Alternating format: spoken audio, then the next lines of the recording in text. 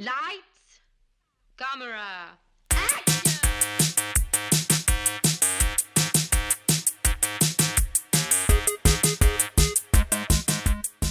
Aujourd'hui à l'émission, Chungking Express, Gazbar Blues et Gumo. Bienvenue à On jase de film.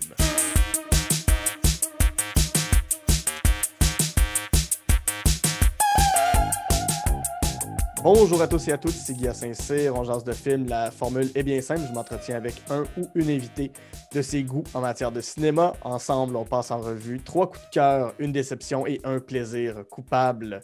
Ce sont les Goods de Bad and the Ugly, de la cinéphilie de mon invité. Et aujourd'hui, j'ai le grand plaisir d'accueillir le réalisateur Patrice Laliberté. Allô Patrice! Salut Guy! Comment tu vas? Ah, ça va bien. Merci de l'invitation. Merci à toi d'avoir accepté. On te doit les films Drame de fin de soirée en 2016, la série Gamer en 2017, mais on te connaît surtout pour Jusqu'au déclin que tu as tourné à l'hiver 2019 qui est sorti en 2020. C'est la première production québécoise de Netflix. Avant qu'on rentre dans ta liste, avant que je te demande les films qui ont marqué ta jeunesse, ça te fait quoi de savoir que c'est ton film qui est le premier à être sur Netflix? Le premier film québécois est arrivé là. Ah, c'est fou. Pour vrai, ça, je t'avoue que c'est comme un des gros accomplissements dans ma vie. Là, je me rappelle après avoir fait ce projet-là, je me disais, je pourrais arrêter. Pour vrai, je me sentais vraiment avoir accompli quelque chose qui était au-delà de ce que moi j'espérais accomplir comme premier film. Ouais. Puis, mais c'était lourd à porter en même temps. Ça venait vraiment avec une certaine pression où j'arrivais pas en espèce de. J'arrivais déjà un peu underdog, mais normalement, un cinéaste va arriver underdog avec un film un peu surprenant, mais là, il y avait tellement d'attentes. Ouais. Il y avait de la couverture médiatique. Puis, déjà, moi, j'entendais des phrases, là. Puis il y avait la fameuse quote, le thriller nordique. Puis là, il y avait du monde qui s'imaginait plein de choses. Puis rapidement, c'est venu avec une polémique. Puis avant même que les gens voient le film, les gens mettant en question la nationalité du film. Ouais. J'ai dû m'obstiner. Il y a plein de choses fait que ça venait avec quelque chose de. C'est assez particulier là, d'avoir cette espèce de saut Netflix. Heureusement, pour vrai, le film n'aurait jamais été ce qui. J'aurais jamais pu faire ce film-là si ces gens-là n'avaient pas embarqué dans le projet. Ouais. Jamais, jamais, jamais. Ça n'aurait pas été l'hiver. Ça n'aurait pas été. Je veux dire, ça n'aurait pas été ça. Ça aurait été d'autres choses, là. Puis même encore là, je pense probablement que ça n'aurait jamais existé. Mais c'était vraiment à la fois fou, mais à la fois un peu difficile à porter.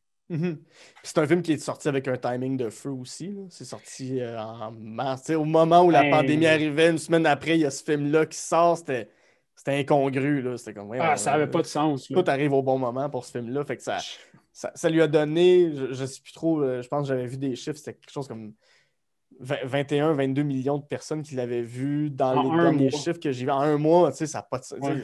Ça, c'est fou. Ça, c'est complètement débile. Je ne sais pas si c'est un bon timing ou si. Le meilleur timing, puis ça, j'en ai déjà parlé, mais le meilleur timing, c'est s'il était sorti peut-être 6 mois avant la pandémie. Alors que, là, la pandémie, c'est quelque chose qui n'existait pas. Fait que tout ce qui est conspiration, on trouve ça comme un peu. Tout ce qui est survivalisme, on trouve ça complètement ridicule. Mais là, on arrivait dans la semaine où soudainement, les survivalistes, il avait enfin eu raison depuis tellement longtemps, ce qui est comme un peu l'inverse de ce que mon film veut dire en même temps.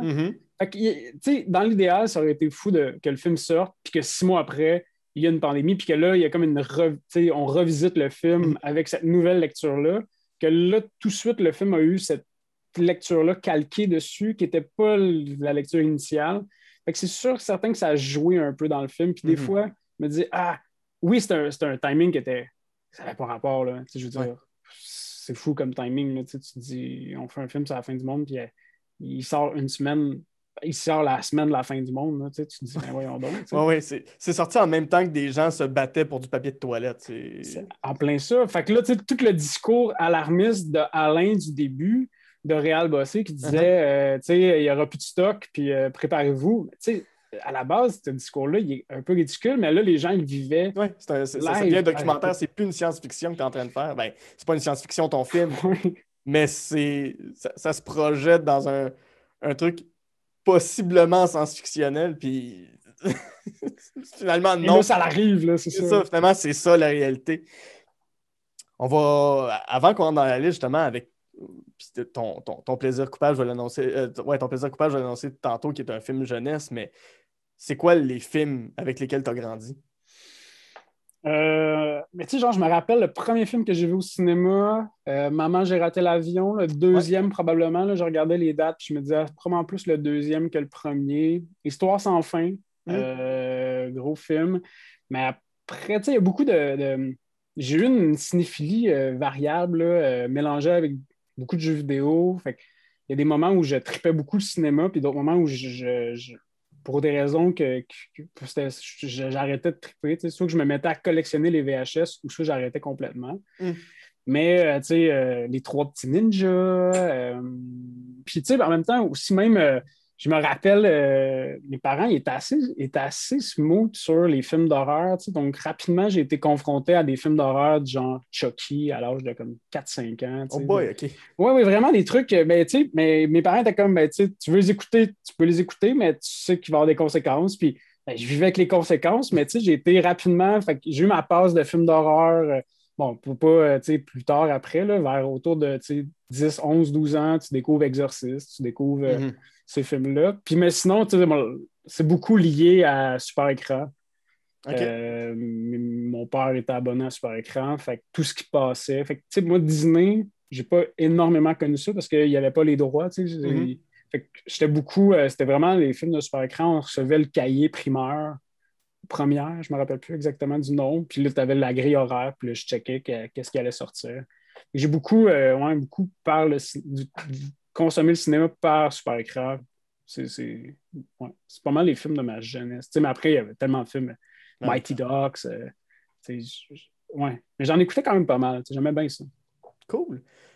Fait qu'entrons dans ta liste avec ton premier film, Chungking Express. C'est un film de 1994 du Hongkongais Wong Kar-wai qui met en vedette Brigitte Lin, Takeshi Kaneshiro, Tony Leung, Chu Wai et Fei Wong.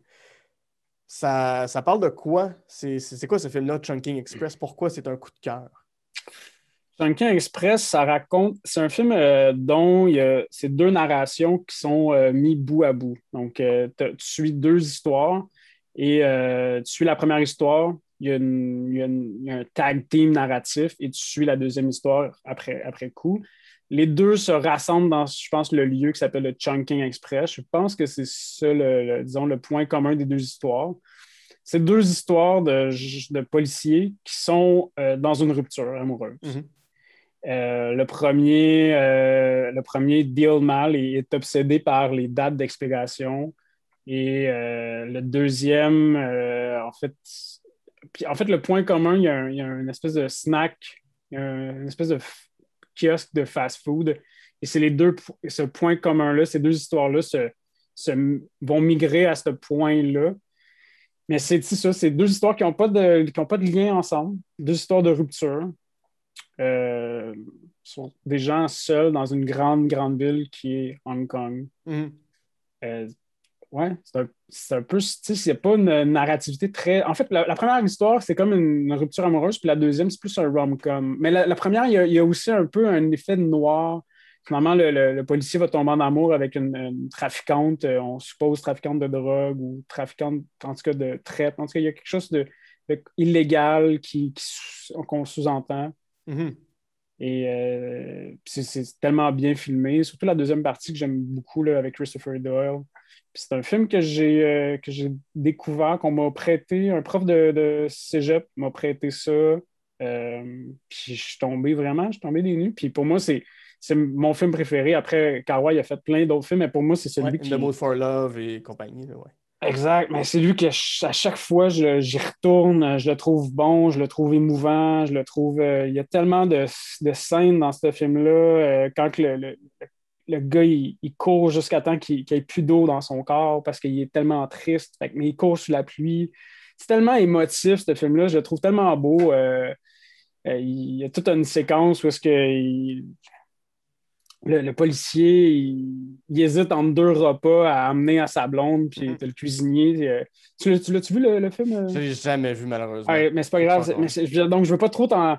Mais le cuisinier, je vais essayer le cuisinier, il dit ben, tu sais, si tu hésites entre deux, offre-y de la diversité, là, prends-y chicken salad avec un sandwich comme ça, ben, si elle a peut-être le goût de la diversité, puis il est comme, ah, right, je vais le prendre. Il revient, puis finalement, il va prendre ce que le gars il avait conseillé, puis il dit, oh, mais peut-être qu'elle aime la diversité, tu devrais peut-être prendre une salade du chef, puis tu sens que c'est comme des façons de vendre plus de stock.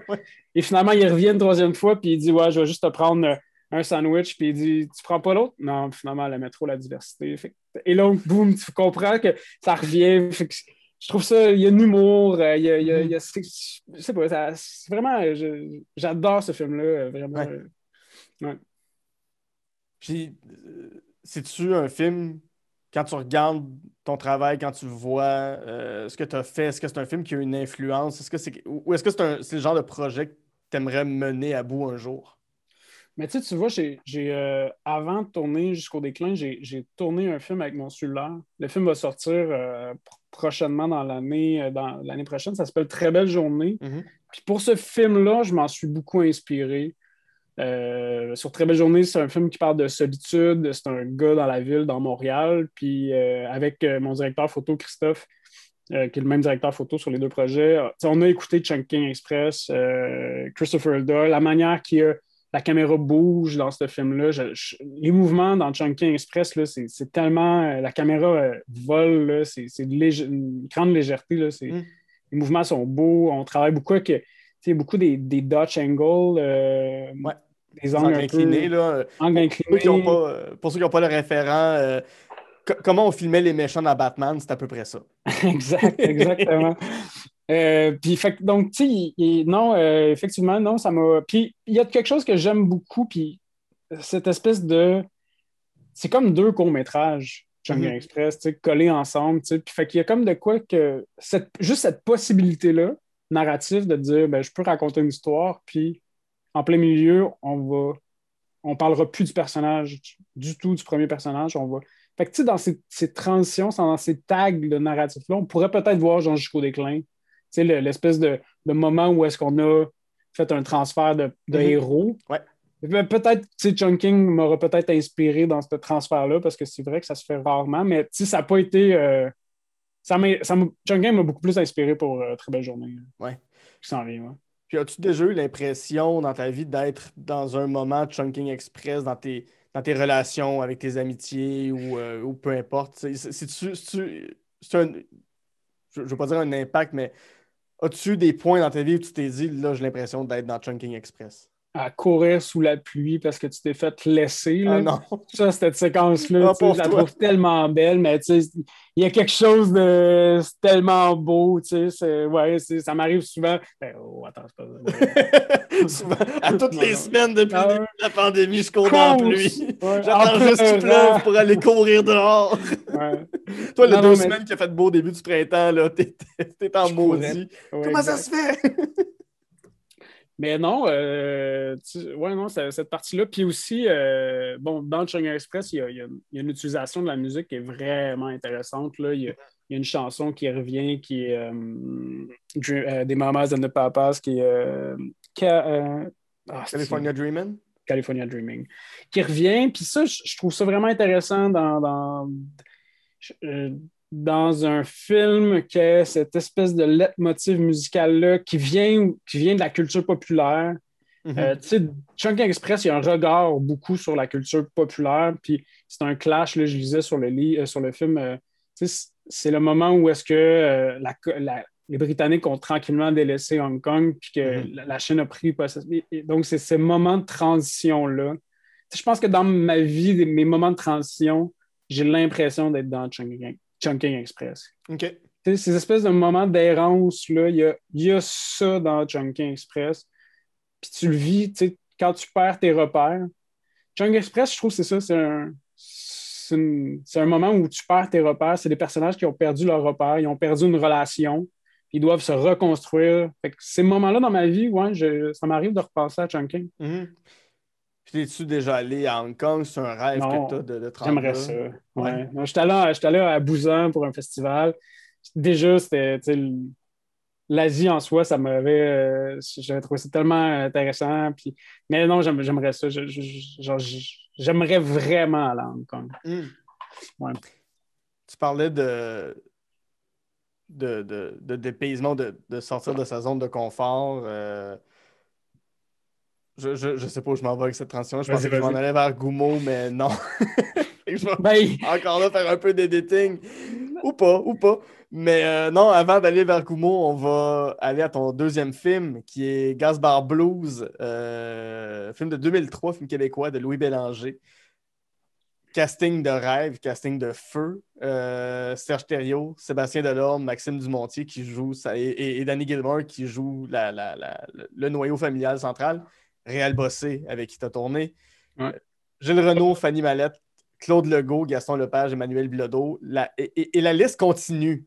Mais j'en ai pas plus parce que, bon, on a Marc quand même Beaupré un joue certain temps. aussi. Je me souvenais pas que Marc Marc Beaupré Beaupré, avait c'est un vrai, Marc petit. Beaupré est là aussi, ouais. Ah ouais, il joue un petit caïd un petit bum, comme à son habitude. Ouais. Ouais. Pourquoi Gasbar Blues? Ben parce que Félix B. Desfossés avait déjà pris à l'ouest de Pluton. J'aurais pu y aller avec Léolo aussi. C'est des œuvres qui me marquent. Je suis allé avec Gasbar Blues parce que ça me fait beaucoup penser à ma famille. Moi, ma grand-mère, elle avait sur son terrain un garage, puis mon oncle faisait des jobs de garagiste en dessous de la table. Fait que, tu sais, j'ai Dans comme quelle région? baigné Dans quel coin? à Blainville, OK. sur la 52e avenue, en face du McDonald's. Puis, fait que moi, tout de suite, ça m'a rappelé, en fait, beaucoup ma jeunesse, cette espèce de lieu-là de gars, de gaz. Puis en même temps, ces deux fils-là, le personnage de Sébastien Delorme, c'est ça, Sébastien Delorme? Ouais. Et Danny Gilmour, qui sont deux artistes, mais très différents à la fois. On a un photographe, presque poète, parce qu'il écrit à son père, puis c'est presque il y a une forme de poésie, auteur de littérature. Puis ouais. Danny Gilmour, qui est comme le frère de Louis. Il y a beaucoup, j'ai l'impression, de Louis Bélanger dans ce film-là. Après, Louis, je suis tombé dans. J'ai fait quelques rencontres avec lui dans des ateliers, fait qu'il m'a parlé du film, tu sais, mais je sais pas, je trouve qu'il y a une grande connexion. Je trouve ça beau comme film. Puis c'est un autre film de transition. C'est la transition entre le vieux monde du gaz puis le nouveau monde de l'informatique, la chute du mur. Du mur de Berlin. Puis la transition justement entre les gaz bars puis les self-service. J'aime tellement le speech que le fils fait à son retour de Berlin pour expliquer la chute du communisme en faisant un parallèle avec le gaz bar versus la grosse corporation genre Esso, Petrocan qui vient s'installer. Ouais, c'est exactement, tu sais. Puis cette transition-là, elle me touche. Mm-hmm. C'est tellement bien fait dans le film. Tu sais, je trouve vraiment. Ouais, c'est ça, je trouve ça vraiment bon, ce film-là. Tu sais. Puis c'est plate parce que c'est la même année que Les Invasions barbares. Je sais pas ce qu'il y avait dans le lot à cette époque-là. Les cinéastes étaient, tu sais, 2003, 2004, 2005, là, il y a comme une grosse année très forte au cinéma québécois. Là, Kongorama, Crazy. Tu sais, écoute, c'était que des gros films, que des bons films. Puis lui, il se retrouvait là-dedans. Puis la même année que Les Invasions barbares, fait qu'il y a un peu, je pense qu'il y a eu meilleure musique. Mais ça a passé complètement un peu à côté. Puis moi, je trouve que c'est une grande œuvre, vraiment, une saga familiale. Ah, j'adore ce film-là. Ouais. Serge Thériault, bon. C'est un acteur. Moi, je suis toujours touché de le voir à l'écran, peu importe dans quoi, parce qu'on sait qu'il ne tourne plus, on sait qu'il ne fait plus de films, qu'il ne fait plus de séries. Il a décidé de prendre un recul pour son bien personnel, mais ce rôle-là, d'un père qui, c'est pas clair s'il commence à faire de la démence, en tout cas, il fait de l'Alzheimer, pas de l'Alzheimer, mais du Parkinson. Ouais. Il shake, il a de la misère, il délègue tout à ses garçons, puis il voudrait donc que ses gars reprennent la business, mais ça n'a pas de sens comment il est touchant. Puis bon, je m'avance peut-être un peu sur. On a parlé des Invasions barbares, je le trouve encore plus touchant que Rémi Girard dans les Invasions barbares. Là. Il est vraiment touchant, Serge. Il est Ouais, tellement ouais. bon dans Gasbar Blues. Là. Quand je l'ai revu cette semaine, tu sais, on commence, il y a une voix off, il y a un gun sur la tempe, puis Ouais. il est comme ça, c'est le début de ma fin. Puis là, tu fais aïe, aïe, puis il shake, puis ah, c'est qui est bon, Serge. Ouais, ouais. Tu l'as dit, tu sais, ta grand-mère avait un garage avec ton oncle, donc il y a déjà un peu cette ambiance-là. Tu viens-tu d'une grosse famille? T'as-tu genre plein de cousins, des cousines partout, des oncles, des tantes? C'est pas une grosse, mais une médium, là, tu sais, c'est pas la famille de nos parents, tu sais, on sont pas 12, mais tu sais, je dois avoir à peu près une dizaine de cousins. Fait que, ouais, ils sont Ok. comme 5 6 de chacun des bords de ma famille, puis de là, il y a comme tout le temps 2 3 enfants à chaque. Fait que, ouais, rapidement, tu te retrouves avec une quinzaine de cousins. Fait que, ouais, une famille assez nombreuse, là, assez, puis tu sais, très familiale, puis tu sais, je veux dire, on habitait à côté, fait Hmm. qu'on était tout le temps rendus là. Ma grand-mère, c'était comme ma gardienne. Tu sais, il y avait vraiment de. Puis c'est ça, on jouait autour de mon oncle, les mains pleines d'huile, qui dealait, puis qui faisait de la soudure. Tu sais, ouais, ça me rappelle encore, tu sais, ce moment-là. Tu sais, encore des fois, là, je sens la soudure, là, puis tout de suite, là, j'ai un flashback là, sur la 52e à Blainville, puis je vois mon oncle qui me crie Arrête de regarder à la flamme, tu vas te faire mal aux yeux. Tu sais, j'ai vraiment le flashback automatique. Là. J'ai le même souvenir, tu sais, puis des fois, ça m'arrive de regarder des vidéos sur YouTube de gens qui font juste gosser des affaires, puis dès qu'il y a la flamme, je me rappelle un oncle qui m'avait dit, regarde pas la flamme, tu vas te faire. Tu sais, qui me disait, non, va-t'en à l'autre bout, là, va-t'en à l'autre bout. Ouais. Faut pas que tu regardes ça. Je suis comme, qu'est-ce que je peux pas regarder? C'est tellement Mais lumineux, c'est tellement le fun. oui, c'est ça, c'est ça. On reste des animaux comme les perdrix, on est fascinés Oui, par ce qui fait de la lumière, c'est comme les mouches, comme tout ça, là. exact. On n'est pas loin de ça. Euh, Je vais faire aussi un parallèle parce que tu as une compagnie de prod avec tes amis qui s'appelle Couronne Nord. Ouais. Euh, donc, avec qui tu as fait Jusqu'au déclin, avec qui tu as fait tous tes films, puis eux autres aussi sont soit auteurs, réalisateurs comme toi, producteurs, etc., techniciens. Donc, l'esprit de gang vous habite beaucoup. Ouais, vraiment. Mais moi, je trouve ça important. Moi, je trouve ça important de s'entourer de gens que tu as vraiment confiance. Moi, je suis un gars d'équipe, je suis un gars de gang. Puis je m'en suis rendu compte beaucoup la force d'une gang, la force d'être épaulé, Mhm. ça n'a pas de prix. Tu sais. Je m'en rends compte à quel point ça a été un atout dans mon parcours. Euh, qu'on ait formé cette équipe-là, Julie Groslot avec Guillaume Lorrain, ça nous suit. Puis encore, c'est vraiment, c'est probablement un des très bons, des très bons gestes dans ma carrière de m'être associé à ces gens-là. Puis c'est ça, il y a une confiance. Travailler en famille, c'est le fun. C'est devenu de la famille. Là. Julie, c'est ma soeur. Là, Mhm.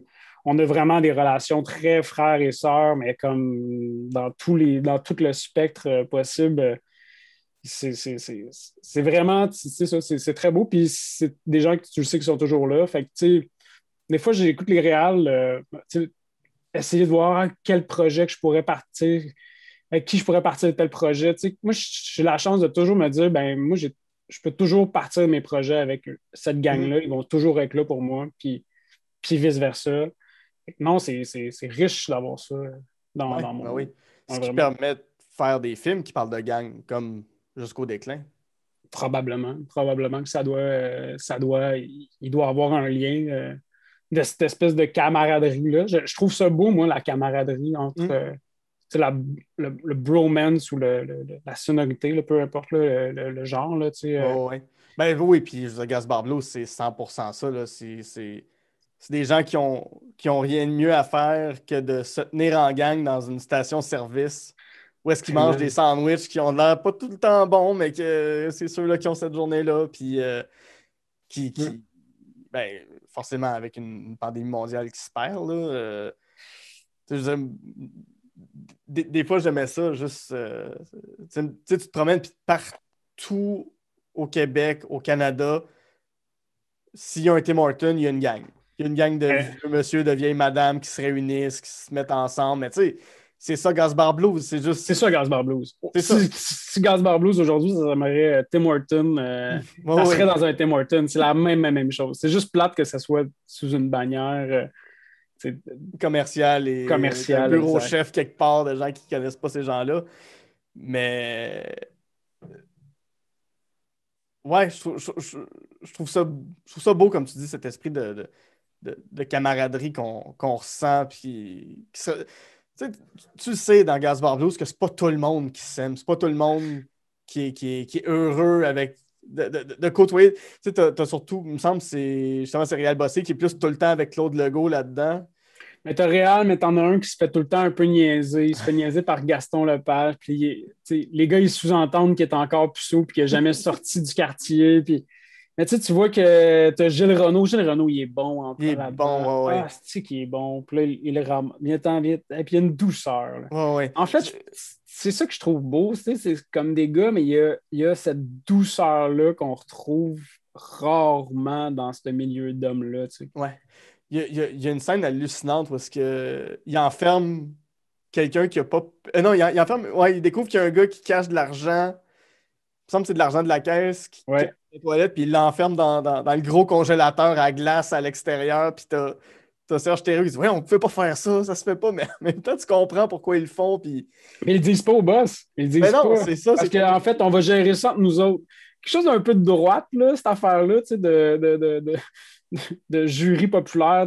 Gilles Renaud, il a décidé que s'il se faisait voler, c'était ça la pénitence, mais le boss allait jamais le savoir. Tu sais, il y a quelque chose d'un peu drôle quand même dans ça. Mais il y a une scène, moi, que je trouve vraiment très belle, en fait, entre les deux frères. Il est supposé de prendre son chiffre à 6 heures, puis finalement, il se pointe jamais parce qu'il y a un bar, parce qu'il y a un show le soir. Puis là, le père, t'as Serge qui vient, puis il est où Guy?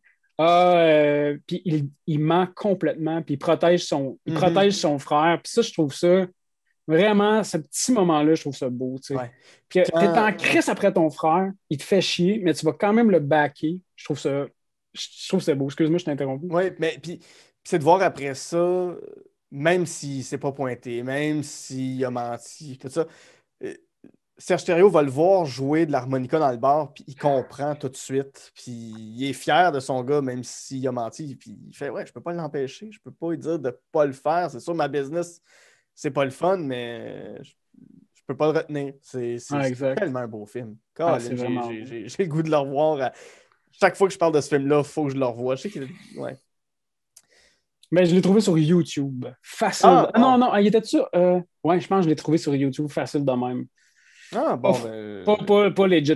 Mais tu sais, c'est difficile à trouver ces films-là parce qu'ils ont comme c'est le moment sombre où il n'y a plus de deal dans. Tu sais, c'est difficile de trouver les cinémas des années 2000. Là. En fait, tu le trouves plus parce que c'est le cinéma que tu retrouvais habituellement dans les clubs vidéo. Les clubs vidéo étant fermés. Mm-hmm. C'est difficile à trouver, en tout cas, mais encore YouTube peut nous aider. Bon, malheureusement pour ceux qui ont fait le film, heureusement pour le public. C'est un film qui est très nostalgique. T'es-tu toi-même quelqu'un de nostalgique? Ouais, full. Ah ouais? Ah, méga nostalgique. C'est comme, j'avais 8 ans, j'étais nostalgique de quand j'avais 4 ans. Wow, okay. C'est comme la nostalgie, le blues, là, je le vis là, à l'os fois 1000. Là. C'était meilleur avant, puis c'était le fun quand on était au secondaire, quand on était genre au cégep avec des flip phones, puis... Exact, là, puis ça, c'était tellement le fun. MIRC, c'était cool. Tout était plus cool avant. Là, je tends tranquillement à deal avec ma nostalgie, mais non, c'est toujours, les blues sont jamais très loin. Là. Mm-hmm. C'est un désir encore là, tu sais, j'en reviens beaucoup à des rêves, des projets que tu pourrais faire un jour, mais faire un film, je veux pas, un film d'époque, mais un film d'époque pas lointaine, tu sais, un film qui se passerait en 2002-2003, c'est quelque chose que tu aimerais faire, replonger pendant un tournage à cette époque-là, puis faire un film de gang, un film de... Ouais, non, c'est clair, c'est quelque chose qui pourrait me tenter de... C'est sûr, les années 90, de ce temps-ci, j'aurais le goût là, d'aller... Il y a quelque chose qui me plaît dans ces années-là. Ben, c'est mes années, tu sais. Mais des fois, il faut faire attention. Je ne veux pas faire un Ricardo Trogi de moi qui va revisiter mes années d'enfance. C'est toujours un peu ça le danger. Mais Mais non, oui, c'est sûr, moi, de revisiter les années 90 ou même les années 2000. Tu sais, le début des années 2000, il y a quelque chose de bien particulier que je trouve. Tu sais, en tout cas, Social Network le fait très bien. Là, Ouais, cette espèce vraiment. de. Tu sais, notre monde a tellement changé, puis on s'en est comme pas vraiment rendu compte. Mais ouais, non, il y a. Mais tu vois, dans Très belle journée, il y a de la nostalgie. OK. Puis, le personnage, c'est un personnage nostalgique. Tu sais, même si je ne vais pas moi-même tu sais, recréer nostalgiquement, des fois, je mets en scène ces personnages nostalgiques. Puis il y a ça ouais, la nostalgie, des fois, ouais, elle apparaît dans mes œuvres.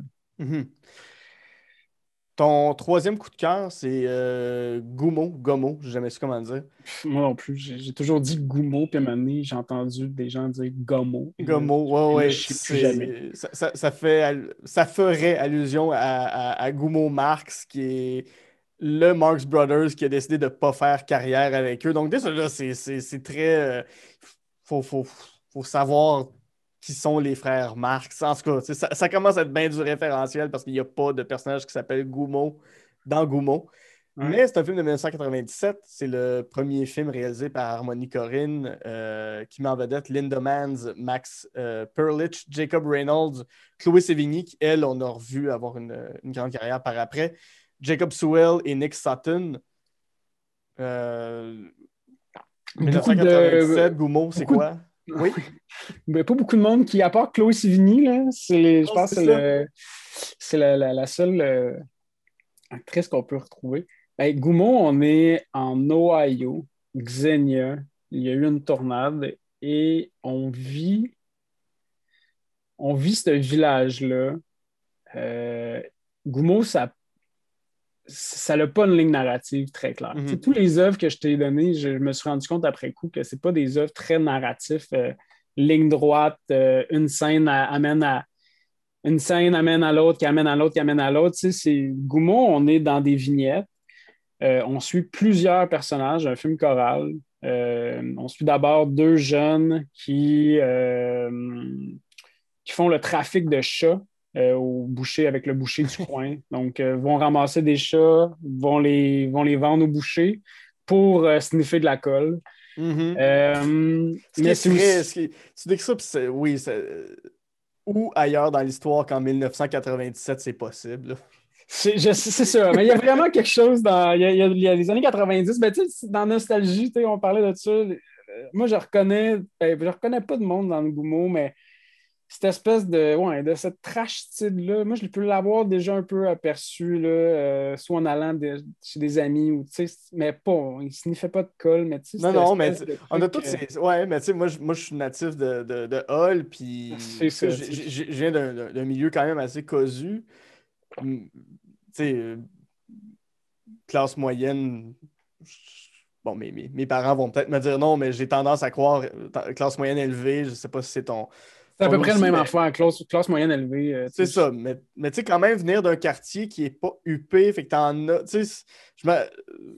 Parenthèse, mais je me rappelle ma rue d'enfance, nous, le tronçon où on était, c'était quand même classe moyenne UP. Puis dès qu'on descendait plus bas vers une artère principale de Hall, c'était des maisons de plus en plus en décrépitude, puis des gens qui crient de plus en plus fort plus tu descends, là. Pendant Ah ouais. l'été, là, sur ma rue, sur mon tronçon, on entendait des oiseaux piailler, puis plus tu descendais. Tu sais, je veux dire, à un moment donné, j'ai juste entendu une madame qui a crié à son fils: Comment ça que t'as un tatou, tabarnak? Puis elle s'est mis à le frapper, mais elle est dans la maison, puis je l'entends à l'extérieur. Je suis comme: Boy, on n'est plus dans la même affaire, madame. Mais exact, tu sais, c'est le genre de scène que j'ai été témoin, que quand je vois Goumo, je suis comme, ah, wow, c'est un peu mon enfance. Mais pas mon enfance, mais tu sais, t'es témoin de ça. Mais Ouais, vraiment, je sais que ça arrive, ouais. ouais, tu sais que c'est ça, tu sais. La première fois que t'es témoin aussi des classes sociales, tu fais, ah, ok, ok, c'est ça qui se passe, là, tu sais. Tu fais, ah, ok, ok, ou t'es témoin de parents qui sont sous, t'es témoin Ouais. de, tu sais, de parents qui sont pas des parents encadreurs, tu fais, ah, ouais, ok, c'est ça, c'est d'autres réalités. On est là-dedans dans le Goumo, là, on est vraiment dans cette espèce de truc-là. Puis sinon, tu suis trois jeunes filles qui cherchent leur chat, le chat disparu. Puis, fait que Goumo, t'es ça, t'es dans comme une narration c'est très vignette. Ouais. Euh, Tout ça aussi transporté par un enfant qui porte un chapeau avec des oreilles de lapin. tu dis, OK, il y a juste pas le reste du costume qui vient avec, mais il porte toujours sa petite tuque d'oreille de lapin. Un peu comme la petite fille dans Bob's Burger, là, pour ceux qui ont le référent de Bob's Burger. Il y a une petite fille qui porte toujours la même capine sur la tête, puis le petit gars, il est en chest, là, il porte pas de t-shirt, il n'y a rien. Exact, en skateboard, puis il descend, il dévale, c'est une espèce de downhill là, complètement folle. Puis... Ouais, non, c'est ça. Moi, ça m'a. Gummo, je le trouve incroyable comme film. C'est le genre de film, moi, qui a changé ma perception du cinéma. Je suis tombé là-dessus au cégep. Je lisais le 24 images. Il y a un dossier sur le cinéma américain. Il y a comme un encadré sur l'avant-garde. Puis je tombe sur cette image de lapin qui fait un signe de croix qui descend en skate. Puis je suis comme, man, qu'est-ce que c'est ça, ce film-là? Je download sur Torrent parce que c'était très difficile de trouver. Tu pouvais juste trouver à la boîte noire, mais finalement, Blainville, moi, la boîte noire n'existe pas dans ma tête. Et fait que je tombe sur ça. Puis je me rappelle d'avoir commencé juste à drag un peu le film en mode comme dans quoi je vais m'embarquer. Mm-hmm. Et là, de voir ces séquences-là un peu et de faire OK, je vais m'embarquer. Donc, je me rappelle d'avoir été, j'étais à l'école quand j'avais scroll dans le film, puis de m'avoir dit oh, je suis pas dans le bon lieu pour regarder ça. Je vais attendre plus tard. Ah ouais. Puis de m'être tapé le film, moi, ça m'avait complètement. En fait, je trouvais ça complètement fou parce que au cégep, je m'étais comme habitué à l'avant-garde, mais c'était toujours européen, c'était toujours. Visuellement, c'était soit austère, c'était pas facile d'approche. Alors que Gummo, là, t'as de la musique que tu connais. La direction photo de Jean-Yves Escoffier, elle est complètement débile, c'est super beau. Et donc là, tu te retrouves avec un objet qui est à la fois, puis on va le vivre beaucoup plus tard avec Spring Breakers, mais un objet qui est à la fois assez digeste, mais qui est très qui est dans l'avant-garde narrative, là, je te dirais, parce que c'est pas on n'est pas dans la très grande avant-garde. Là. Mais il y a comme vraiment une déconstruction de la narration. Puis, c'est la première fois que j'étais comme OK, on peut faire ça au cinéma. Je venais de découvrir plein de films d'avant-garde, mais là, de mélanger, d'avoir une œuvre qui n'est pas austère, qui n'est pas difficile à regarder, qui est quand même. C'était vraiment pour moi une espèce de. En fait, je retrouvais enfin le cinéma américain de mon enfance, mais avec, disons, la pertinence du cinéma européen que j'étais en train d'étudier. Avec le coup, à 34 ans, 15 ans plus tard, bon, j'ai beaucoup plus de nuances, là, mais je me rappelle, ça m'avait fait cet effet-là, Gummo. Puis le film m'a vraiment habité très, très, très longtemps. J'ai fait un court-métrage qui s'appelle Le cycle des moteurs, puis je peux pas nier qu'il n'y a pas un peu de Gummo dans ce court-métrage-là. Ouais. Je vais faire un autre parallèle avec Jusqu'au déclin parce que en lisant sur Gummo et en retournant des images dans ma tête, ça reste que c'est des gens qui sont en perte de repère beaucoup. Ça suit une tornade. C'est des gens qui ont perdu beaucoup de choses, des gens qui se cherchent beaucoup. Ce qui est totalement là dans Jusqu'au déclin. Je voulais savoir, c'est né comment l'idée de Jusqu'au déclin, qui est un court-métrage à la base, si j'ai bien compris. Oui, c'est né. Je travaillais sur une idée de long métrage, puis je me rendais compte qu'on travaillait, ça se passait dans le bois, puis on travaillait sur la peur. Puis à un moment donné, à force de travailler, je me suis mis sur ces thèmes-là, je me suis mis à tomber sur le survivalisme. Mm-hmm. Puis là, j'étais en 2013-2014, fait je tombe sur des premières chaînes de survivalistes européennes, puis québécoises, puis je trouve ça intéressant, puis je me rends compte que derrière tout ce discours survivalisme-là se tend un discours assez extrémiste, souvent un discours, tu sens que c'est complotiste. Là. Il y a un début de discours complotiste, des discours de le gouvernement ne nous aidera pas, faut que tu t'occupes de toi-même, très individuel. Fait que ça m'avait un peu frappé cette idée-là. Puis, je rêvais depuis le cégep. J'étais tombé sur une description d'un livre, d'un film qui s'appelle Les Révolutionnaires de Jean-Pierre Lefebvre. Puis c'est une gang de gars qui partent d'un chalet s'entraîner pour la Révolution québécoise. On est à l'époque des felkistes. Et il y a une femme qui arrive et qui vient foutre le bordel. Ah ouais. Et ça, disons que cette structure-là, narrative-là, cette idée-là, j'avais jamais vu le film, mais elle m'avait toujours habité. J'étais comme, quel bon twist, quel bon setup pour faire vivre plein de choses. Ben oui. Je tombe sur Green Room de Jérémy Saunier, sensiblement dans la même année. Je peux pas dire, écoute, c'est sûr, ça influence. Tout ça influence. Ça fait une espèce de melting pot. Et là, rapidement, je me dis, OK, c'est une histoire de gens qui s'en vont s'entraîner pour survivalisme, puis il y a un accident. Et là, tout le groupe se met contre un individu. Et donc, et là, puis le film se finissait au moment, là, le court-métrage finissait, il y avait l'explosion, puis là, il y avait la fameuse scène qui est encore dans le long-métrage où est-ce qu'ils s'ostinent à savoir qu'est-ce qu'on fait avec le corps. Puis là, rapidement, dans la nuit, il tuait Guillaume Lorrain, puis ça finissait comme ça. Puis après, comme genre 2-3 jours, je me suis dit, ben non, mais attends, là, c'est ben trop grand comme univers, là, tu sais, je peux pas faire un court-métrage avec cette idée-là. Et là, rapidement, je me suis dit, c'est un long-métrage, ça. Mais c'était quand même gros, comme, tu sais, je me disais, OK, c'est dans le bois, tu sais. Mais à la base, c'était pas l'hiver, tu sais. Fait que je me disais, je vais être capable de le faire. Mais c'était vraiment, en l'espace de 2 jours, c'est devenu un long-métrage, puis j'avais comme, tous les éléments étaient là.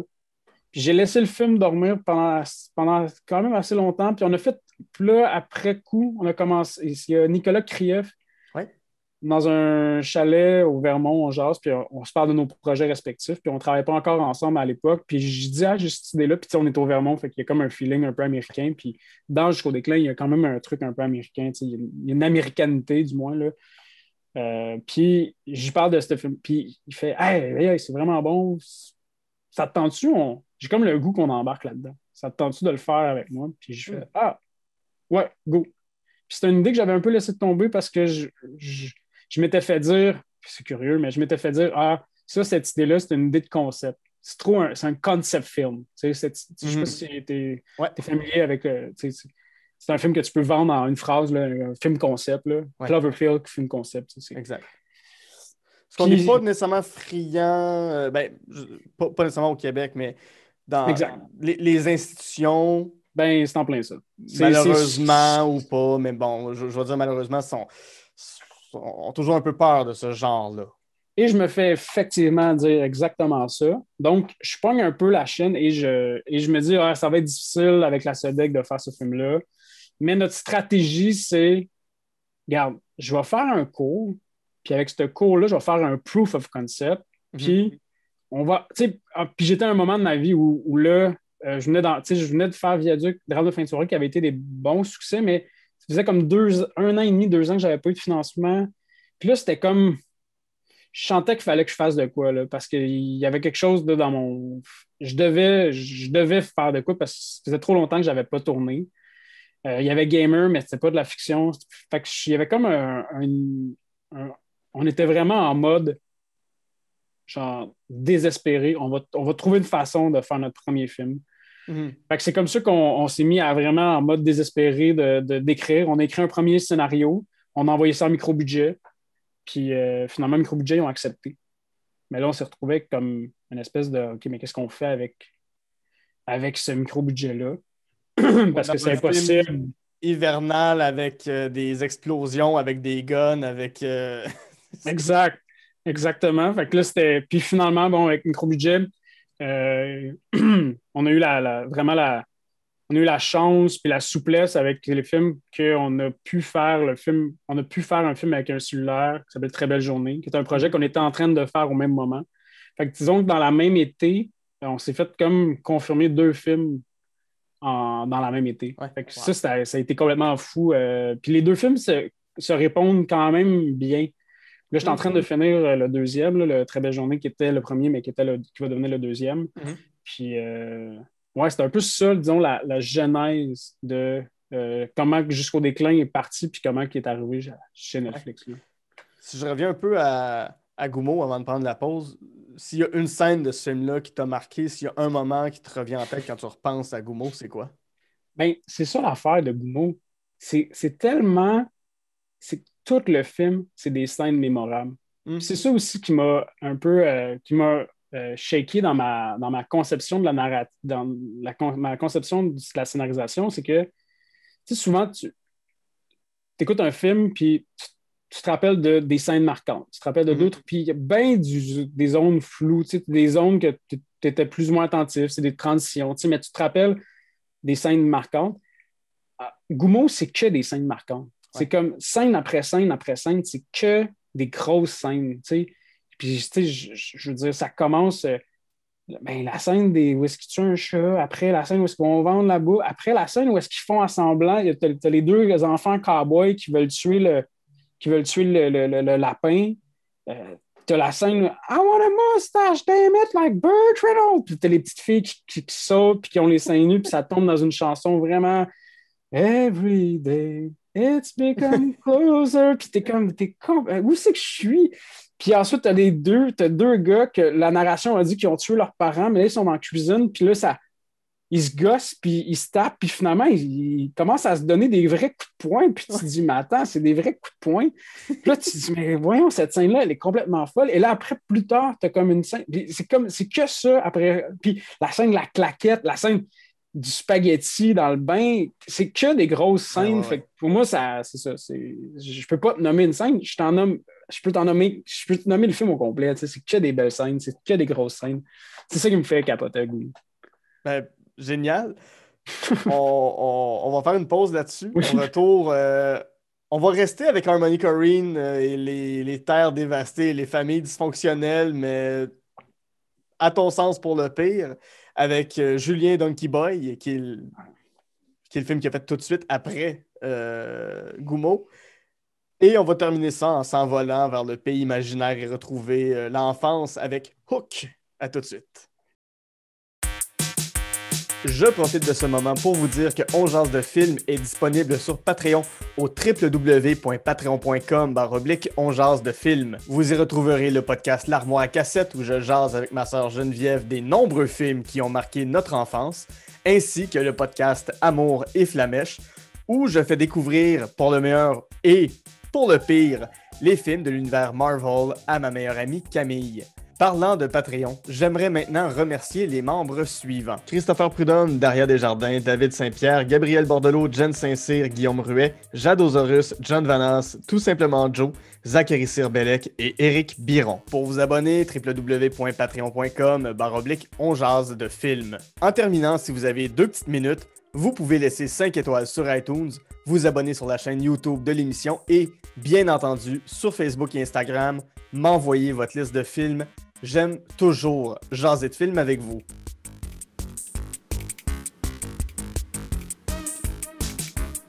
De retour en jase de films avec mon invité Patrice Laliberté, avec qui en première partie on a jasé des films Chungking Express, Gasbar Blues et Gummo. Alors restons dans la suite de Harmony Korine avec ton film détesté Julien Donkey Boy qui est sorti 2 ans après Gummo en 1999. Celui-ci met en vedette Ewen Bremner, Chloé Sevigny qui revient, Evan Newman et Werner Herzog, le grand réalisateur allemand avec qui on a parlé en masse dans l'épisode avec Bruno Blanchet. C'est intéressant parce que c'est un film qui fait partie du dogme 95. Donc en 95, il y a des cinéastes, surtout Danois, ouais, c'est ça. Thomas Vinterberg et Lars von Trier en tête.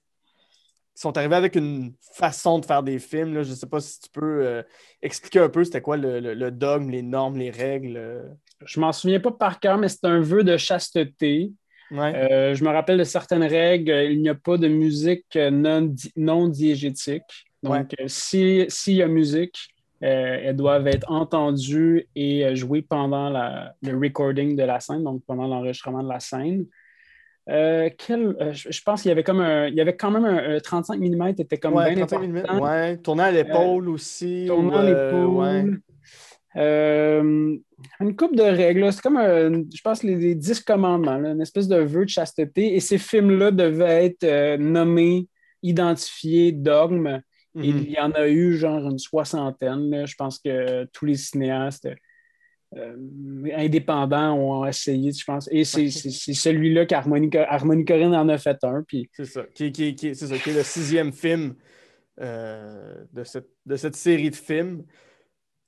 Et moi, j'aime beaucoup le dogme. Sur papier, là, Julien Donkey Boy, tout a de l'air nice sur papier. T'es comme Werner Herzog, t'as Chloé Sevigny qui revient. Puis, mais c'est indigeste comme film. Je trouve ça tellement difficile. Puis en plus, moi, tout le contexte était super bon, là. J'étais au conservatoire d'art dramatique. Ils ont une salle, il y avait un ciné-club. J'étais invité au ciné-club pour regarder plein de films. J'ai découvert plein de films. Fait que, tu sais, j'étais dans une salle de cinéma. Là, tu sais, j'étais pas chez nous sur un écran de laptop. Tu sais, des fois, tu te dis, hey, ce film-là, je l'ai vraiment pas aimé, mais tu sais, bon, le contexte n'était pas là, puis c'est pas grave.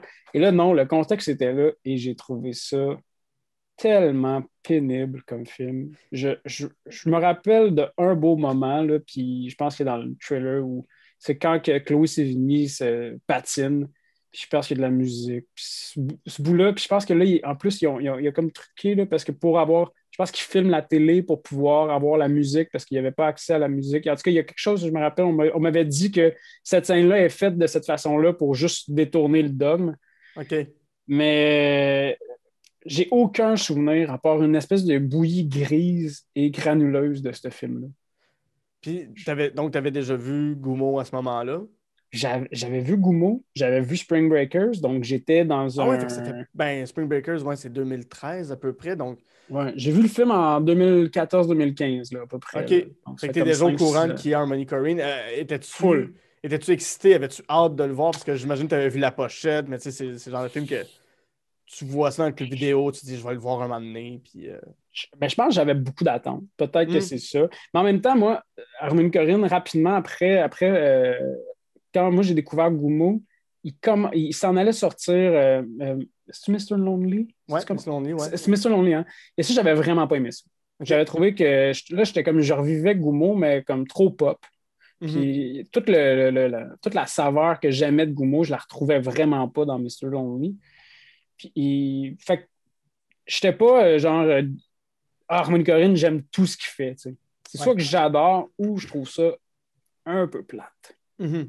Et c'était pas mal le cas avec Mr. Lonely et Julian Donkey Boy. Je me demandais dans quelle catégorie qu'elle allait se retrouver, mais je pensais jamais qu'elle allait se retrouver au point où j'allais haïr ce moment-là. Là. C'est encore un running gag entre moi et Guillaume Lorrain. Là. Julian Donkey Boy, j'ai trouvé ça tellement difficile à écouter. Là. Puis lui, il a adoré ça, j'imagine. Ben, je pense qu'il avait trouvé ça correct. Là. Je pense qu'il y avait pas, ça n'avait pas été si fort que moi. Tu sais. Moi, j'étais vraiment comme fâché après le film. Là. Ouais, ça fait mal de ne pas aimer un truc de quelqu'un que t'aimes aussi. Là. Ah, Ben, tu sais, vraiment. quelqu'un qui te dit, ah, il m'a impressionné, pourquoi celui-là? Tu sais, je trouve ça encore plus décevant que de voir un film d'un réalisateur dont tu te fous un peu, puis que ça peut être oubliable. Là, tu te dis, coudonc, c'est un film qui est signé par quelqu'un qui me fait vivre des belles affaires d'habitude, ou tu sais, Bien sûr. que je peux aimer, mais. Ouais, ça fait. Puis tu sais, encore là, on l'a dit, Werner Herzog est là, puis c'est toujours le fun de le voir à l'écran. Il est quand même dans Star Wars, là. Ah ouais, il perce, là, tu sais, il est tellement impressionnant. Tu te dis, ben, c'est sûr, ça va être ça va être le fun, ça va être bon, mais non, il n'y a rien qui tombe, tout tombe. Puis même, j'ai relu le synopsis, puis là, j'étais comme, ah ouais, c'est ça l'histoire. Hey, je me souvenais pas. Parce que c'était ça raconte l'histoire. quoi? Ben là, ce que je vais te dire, c'est ce que j'ai lu sur Wikipédia. Je Ouais. me rappelle de rien pour vrai. Ça Mhm. raconte l'histoire de un homme qui va tuer quelqu'un dans un parc, puis là, il revient chez eux, puis il y a des remords. C'est ce que j'ai pu comprendre. Mais ça, écoute, je te dis ça, puis même là, je suis pas sûr. J'invite tous tes auditeurs à regarder Wikipédia et à infirmer ou à confirmer ce que je viens de dire. Mais comme je te dis, je n'ai aucun souvenir de ce film-là, à part cette espèce de bouillie-là. Mais je pense que je pense que j'ai lu ça là, avant de. Parce que j'étais comme, c'est sûr qu'on va en parler. Il faut bien que à part de dire que j'ai haï ça. Mais j'ai trouvé ça dur de trouver un film que j'aime pas non plus. T'sais. Souvent, dans un film, même si tu n'aimes pas ça, je vais m'endormir. Fait que bon, je le vis pas, mais c'est rare que je subis des mauvais films. Mhm. Puis lui, ben, je me rappelle encore à quel point je l'avais subi, à quel point il y avait. Puis c'est pas un très long film non plus, là, c'est pas un 4 heures où tu subis 4 heures de temps. Mais c'était. Ouais. Mm. Ben, Ouais, non, je comprends tout à fait. Puis je l'ai dit avant qu'on commence, mais il faut que je te pose la question. Tu l'as mentionné, Spring Breakers, pour plusieurs, c'est le film qui divise dans la filmographie d'Harmony Korine. Tu te situes où par rapport à ce film-là? Ah, moi, j'adore ce film-là. Moi, je l'ai mis dans la case. J'adore quand je mets c'est ça, tu sais, j'aime pas tout Corinne, mais là, cette fois-ci, je trouve qu'il est allé toucher quelque chose de vraiment sensible. Il touche, je trouve, une génération. Il met le doigt sur bien des affaires. Moi, j'ai adoré ce film-là. Mhm. Je l'ai vu j'ai vu à la première au OK. Colossus à Laval. Pas Ben, je mal pense que c'est le volontaire. bon cinéma pour voir C'était, ça. c'était fou. C'était fou. Le monde qui partait puis qui comprenait pas le deuxième degré. Puis nous autres, on était une quinzaine. On était très hype. Puis la musique est bonne. Mhm. C'est vraiment, tu sais, à la fois c'est kitsch, mais je trouve que c'est bien maîtrisé. Euh, James Franco, il est bon. Il y a des scènes là, que je trouve tellement fortes. Là. La scène de, ils sont dans la piscine, puis là, ils tombent en dessous de l'eau, puis tu sais, sur les apparences, puis en dessous des Ouais. apparences. Tu sais, il y a plein de. Je trouve ingénieux, moi, dans ce film. Je sais qu'il y a du monde qui n'ont pas aimé ce film-là. Je comprends pourquoi, mais je le trouve vraiment. Je trouve que, je sais pas comment il l'a vendu, mais tu sais, avec ce casting-là, mais je trouve qu'il l'a vraiment. Puis tu sais, la bande-annonce qui était très trompeuse Ouais, aussi. ouais, ouais, ouais. Ben, tu sais, c'était. La bande-annonce, ça vendait le film comme si c'était. Vous aimez les stars les pop stars de Disney, venez les voir en maillot de bain. Tu sais, Oui, c'était oui, c'est c'était ça. à Les peu près pop ça. stars de Disney Gone Wild, là, puis Gone Warm, là, un peu. Ouais, Là. ouais, c'est ça. Puis c'est pas ça pantoute. Ben oui, mais c'est pas ça non. Tu sais, c'est zéro ça l'intérêt du film, là. C'est pas des. On, Non, exact. Tu on sais. passe par-dessus ça très rapidement, puis c'est ça. C'est un film très touffu, puis en tout cas, moi, c'est. euh, Est-ce que t'es dessus? Tu l'as-tu aimé ou tu moi, n'as pas j'ai aimé? adoré ce film-là. Ça m'a renversé. J'ai fait bon, enfin, ça me parle. Puis, tu sais, moi, toute la scène où James Franco montre tout ce qu'il y a chez eux, puis qu'il dit Look at all my shit, look at all Ah, my c'est shit. Puis tellement c'est bon. juste ça. Puis, tu sais, il répète Look at all my shit, genre 60, 70, 80 fois peut-être. Là, puis ça tourne en boucle, cette phrase-là. Ça n'a pas de sens. Puis, t'as les deux filles qui prennent les fusils, qui se les mettent à la hauteur de l'entrejambe, lui qui se met à genoux, puis il se met à sucer les deux fusils. J'étais comme, OK, je savais pas que je voulais voir James Franco faire ça dans ma vie, mais voilà, on est arrivé à ce moment-là, puis c'est parfait, c'est parfait. La scène sur le quai, quand il rejoue, je sais plus quelle chanson de Britney Spears, parce que je Ah, ne c'est fou, suis pas ça. fan de Britney Spears, mais qui reprend ça au piano, puis c'est super doux comme moment, après des gros moments intenses, là, c'était... Ouais. Très Non, non, émotif. Moi, je la ouais. trouve. Non, j'aime beaucoup ce qu'il a fait. Puis, t'as-tu vu Beach Bum après? J'ai pas encore vu Beach Bum, Tu non. sais, tu vois, moi, ce Beach Bum, là, je le trouve. Tu sais, des fois, je haïs, puis des fois, j'aime. Là, lui, il est comme en plein milieu. Moi, je Hmm. trouve Beach Bum, j'ai comme l'impression que d'avoir vu un Mr. Lonely, mais avec genre Spring Breakers. OK. C'est vraiment, j'avais vraiment l'impression d'une variation du même thème, mais Mhm. pas aussi fort, pas aussi. Pour moi, Spring Breakers, c'est trop fort. C'est Ouais. vraiment, c'est puissant. Là. Ouais, puis tu sais, mais c'est ce qui est intéressant quand même d'un réalisateur comme Harmony Korine. Il va jamais là où on s'attend qu'il aille. C'est tant mieux parce qu'il prend des risques pour le meilleur, pour le pire. Euh, il- Heureusement, il peut se le permettre, mais tu sais, c'est pas le réalisateur le plus connu ni le plus célébré. Là, tu sais, ça reste que c'est. Tu sais, à part Spring Breakers, pour lequel on a beaucoup plus parlé de lui, mais tu sais, ça reste que c'est pas un réalisateur à qui on va tout de suite penser en parlant, même de cinéma indépendant américain. Tu sais, il y en a Ah oui, plein d'autres qui vont venir avant, mais il est on va très penser à Gus intéressant. Van Sant, même, ou Ben même oui. tu sais, tout le Mumblecore. Il a tombé aussi en dessous du Mumblecore. Tu sais, tout l'indépendant américain a pris cette ligne-là. Lui, tu sais, il vient d'une autre génération. Il vient de Larry Clark. Il vient de. Mhm. Fait que, non, effectivement. Ben, moi, je trouve qu'il j'ai hâte de voir comment il va se réinventer. Je t'avoue, Big Bum, ça m'a vraiment déçu. J'avais vraiment Mhm. l'impression. Mais là, j'ai hâte de voir là, c'est quoi ses prochains projets. Là. Ouais. On va conclure avec ton plaisir coupable, qui est, là, je suis très content, c'est Hook, film de Ouais. 1991 réalisé par Steven Spielberg, qui met évidemment en vedette Robin Williams, Dustin Hoffman, Julia Roberts, Bob Hoskins et Maggie Smith. Euh, Parle-moi de Hook. Ben, c'est mon film d'enfance. Tu sais, je me Mhm. rappelle de le louer en bêta parce qu'on avait un bêta à Ouais. l'époque. J'ai dû avoir vu ce film-là tellement, tellement de nombre de fois. C'est c'est un film que j'aimais full et que je pensais que j'étais pas le seul. Ben, je dis pas que je suis pas le seul, mais et là, l'année passée, pendant la pandémie, j'ai regardé HBO. Mhm. J'ai regardé le documentaire sur Spielberg. Ouais, ok, Et là, bon, on suit la carrière de Spielberg et là, j'attends le moment où il va parler de Hook, puis comment il a travaillé sur avec Robin Williams, puis tout. Et finalement, il en parle pas. Là, Mais je fais comme, c'est bizarre ah, ça. Mais OK. Mais est-ce qu'il renie? Et là, finalement, après avoir fait de la recherche, j'ai compris, ah, ben, il renie ce film-là. Pour lui, c'est un échec. Mais Mhm. moi, c'est mon film d'enfance. Tu sais, Ouais, j'aime mais tellement ce film-là. Et là, j'étais comme, ah, ouais. C'est un échec pour lui, mais c'est tellement bon. mhm. Fait que, Ça a été un échec, puis je pense qu'encore aujourd'hui, je suis pas retourné voir. Oh, excuse-moi, j'ai accroché mon micro, mais je suis pas retourné voir, mais il me semble que la dernière fois que je l'avais regardé sur Rotten Tomatoes, il était à genre 35-40%, 33. 33% Ouais, ouais, quelque chose de même. d'appréciation. Mais c'est un film, quand c'est sorti, c'est ça, c'est en 91. On se sort des Indiana Jones, on sort tu sais, il commence à faire des films plus sérieux, puis là, il arrive avec ça, qui est une autre proposition, où est-ce qu'on retourne à du E.T., mais E.T. complètement dopé, tu sais, qui mélange, tu sais, c'est ça, c'est le mélange entre E.T. et Indiana Jones, là, carrément. Vraiment. Ah ouais, ouais. Euh, avec un gros banquet de crème fouettée, puis Dustin Hoffman qui joue une performance hallucinante en Capitaine Crochet, puis tu le vois qu'il y a du fun. Tu vois que tout le monde a du fun. C'était censé être une comédie musicale, finalement, ça n'en est Oui, pas devenu une. Il y a juste deux, trois tunes un peu random qui sont placées dans le film, avec aucune chorégraphie de comédie musicale.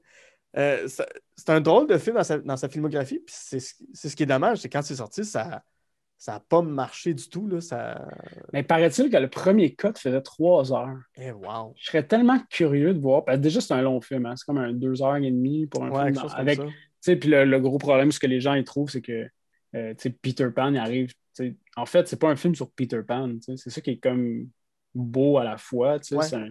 c'est un gars qui retrouve sa jeunesse, puis qui retrouve puis en même temps qui se réconcilie avec ses enfants. C'est tellement un bon film, mais c'est vrai que en fait, ça a été un échec bien raide. Mais je serais Ouais. curieux de voir le code de 3 heures, qu'est-ce qu'il y a dans ce code-là. Là. Je serais vraiment curieux, mais Ouais. Mais tu sais, c'est un film.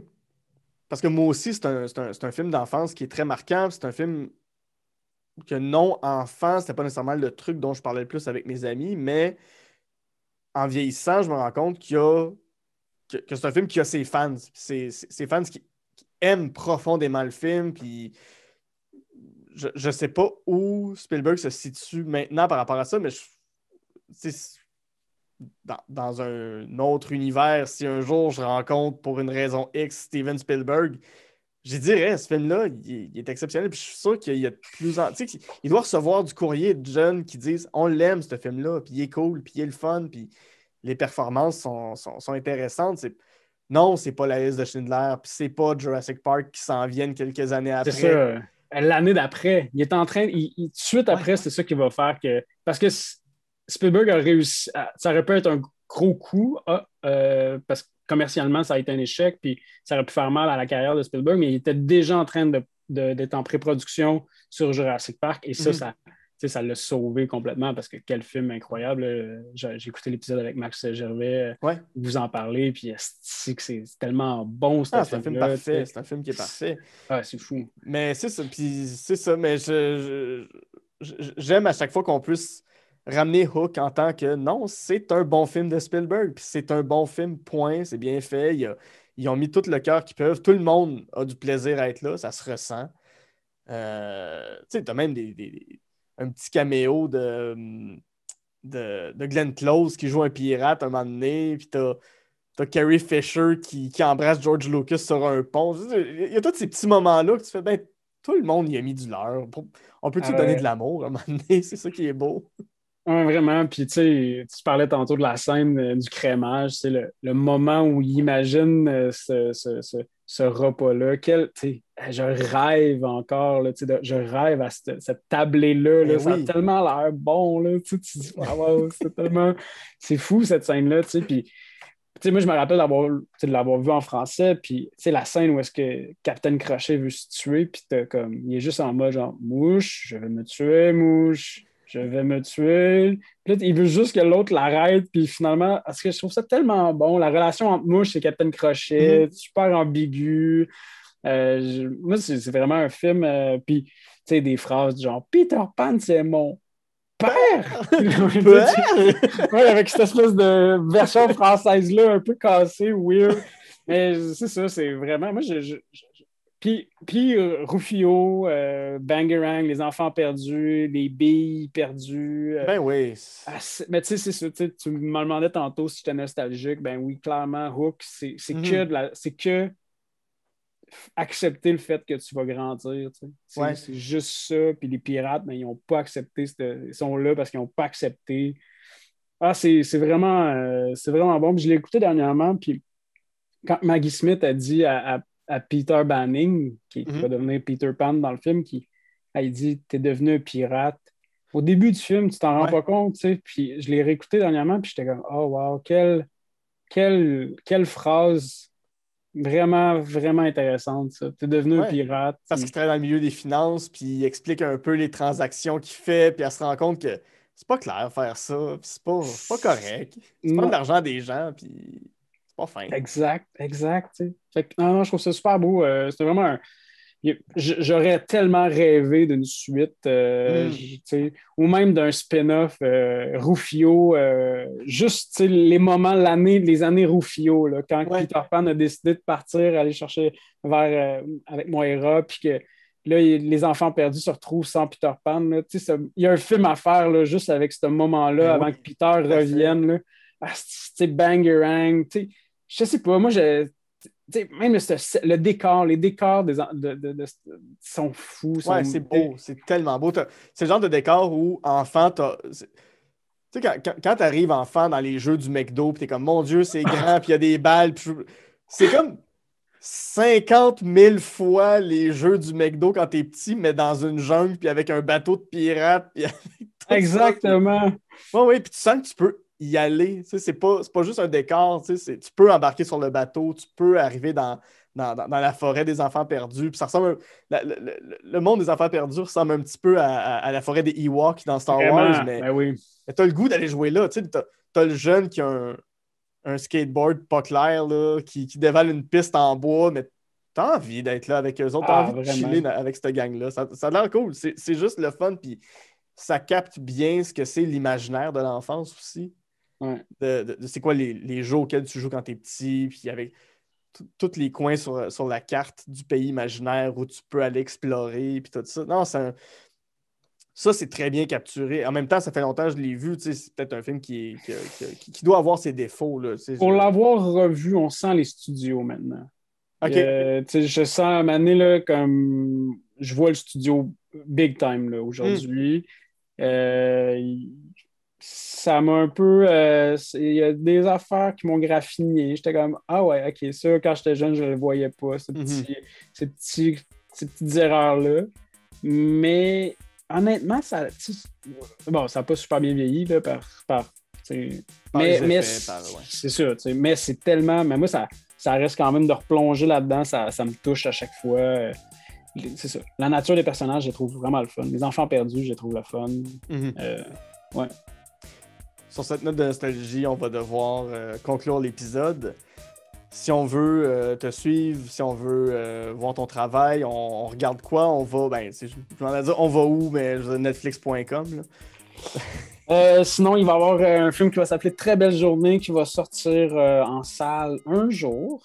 Parce que j'ai hâte qu'il sorte en salle, mais je ne sais pas quand. Je ne l'ai pas encore terminé complètement. J'ai fini le montage. Là, on rentre dans la post-prod, le son, la musique et compagnie.